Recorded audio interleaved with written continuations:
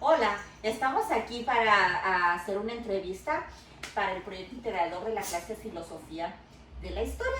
Y vamos a hablar en esta ocasión de la profecía de las 2300 tardes y mañanas de Daniel 8:14. Invité a mi hijo, que se llama Alan, para poder explicar la profecía. Ok, Alan, ¿has escuchado alguna vez de las profecías de Daniel? Sí he escuchado, pero no entiendo mucho.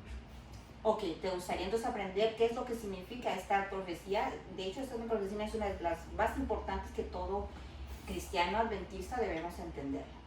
¿Ok? Bueno, empecemos entonces. Esta profecía la encontramos en Daniel 8:14. En algún momento que tengas tiempo, tú la puedes buscar en tu Biblia y puedes leerla. Ahorita te voy a dar una explicación breve, pero que te va a ayudar a entender cómo es el proceso. ¿Ok?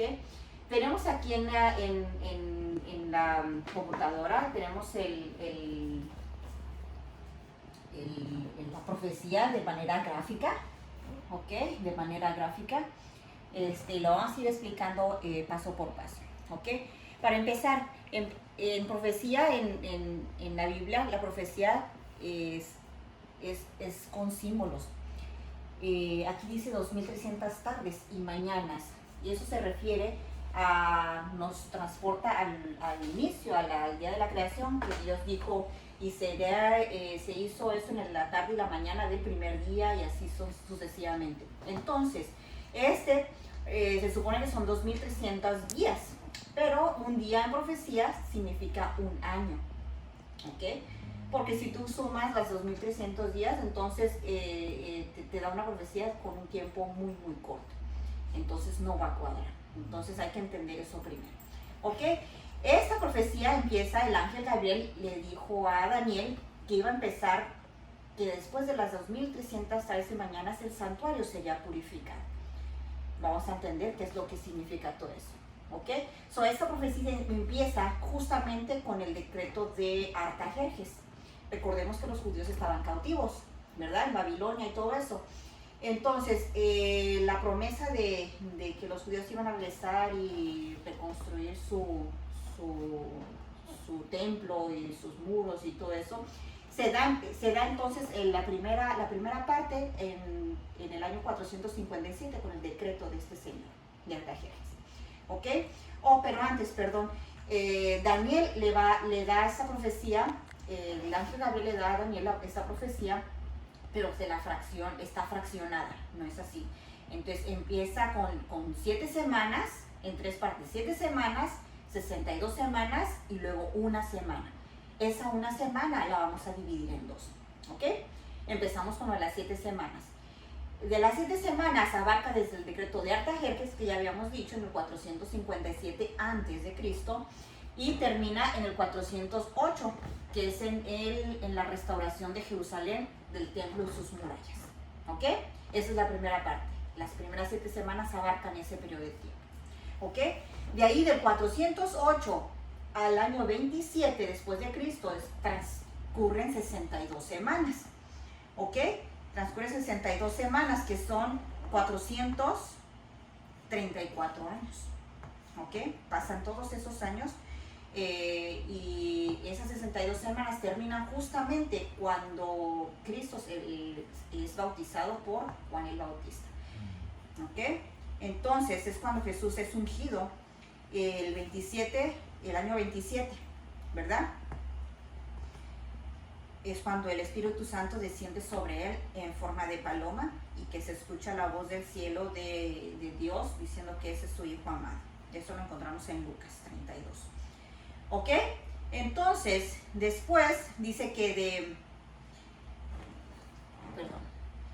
de ahí terminan las 62 semanas. Y entonces ahí empieza lo que es el periodo de una semana, que la vamos a dividir en 2. La mitad de la semana es de donde se bautiza a Cristo hasta su muerte. ¿Cuántos años de ministerio? ¿Tú sabes cuántos años de ministerio tuvo Jesús aquí en la tierra desde que inició hasta que él murió? No. 3 años y medio. ¿Ok? Entonces es la mitad de la semana. ¿Ok? ¿Verdad? Porque la semana está compuesta de 7 días, ¿verdad? Entonces la mitad sería 3.5. Entonces, del que se bautiza y que ejerce todo su ministerio, pasan 3 años y medio. Ahí está la mitad de la semana, ¿ok? Entonces, la otra mitad es de donde Jesús muere y se quita todo lo que son el sistema de sacrificios que se venía haciendo en el santuario de perdón de pecados, que tenías que llevar tu ovejita. Eso se termina justo ahí en ese tiempo donde Jesús es crucificado. ¿Ok? La otra semana es de donde Jesús muere hasta que hay un evento bien importante ahí que marca ahí el inicio del siguiente periodo, que es el apedreamiento de Esteban. ¿Sabes quién fue Esteban? ¿Okay? A él lo apedrearon, se le conoce como el primer mártir en morir por la causa de Cristo. Entonces, ese evento, ese marca que fue en el 34 después de Cristo. Ese lo marcan hasta donde se va continúa el periodo de tiempo y nos va hasta el 1844. ¿Te acuerdas qué sucedió en el 1844? El juicio investigador. Ajá, sí, ese es lo que la profecía es el juicio investigador, pero hay un evento aquí que sucedió que muchas personas esperaban algo porque estudiaron, dijeron, en 1844, ¿qué pasó? El gran chasco. Exactamente, el gran chasco. Es cuando la gente empieza a estudiar la Biblia, Guillermo Miller y todo eso, empiezan a estudiar la Biblia y sacan como deducción, al estudiar esta profecía, sacan como deducción de que en 1844 Jesús vendría otra vez. Ellos estaban correctos en las cuentas, en la profecía, pero se equivocaron de evento. Aquí, en ese evento, Jesús no iba a venir, Jesús pasaba del lugar santo al lugar santísimo, a empezar el juicio investigador. Y es porque dice el ángel Gabriel le dice que el santuario va a ser purificado porque Jesús entra en ese tiempo. ¿Ok? Entonces, de ahí hasta acá estamos, como quien dice, en ese periodo del juicio investigador, y es cuando el santuario es purificado. ¿Tienes alguna pregunta con respecto a la profecía? Sí, no entiendo una parte. Ajá. ¿Cuál es la necesidad de purificar el santuario si el cielo está limpio? Se supone que el cielo debe estar limpio y sin rastro de pecado. Es cierto, es una pregunta interesante. Pero recuerda que si la profecía está basada en los símbolos. Entonces, ¿te acuerdas que el santuario en la tierra había un día en el año que se llama el día de la expiación, que era cuando agarraban los 2 carneros y a uno lo mandaban con todos los pecados del pueblo, y lo mandaban al desierto, y el otro era sacrificado y con su sangre era rociada en el lugar santísimo. Entonces eso significaba purificación, que el pueblo era libre de pecado, se purificaba. ¿Ok? Entonces es un simbolismo.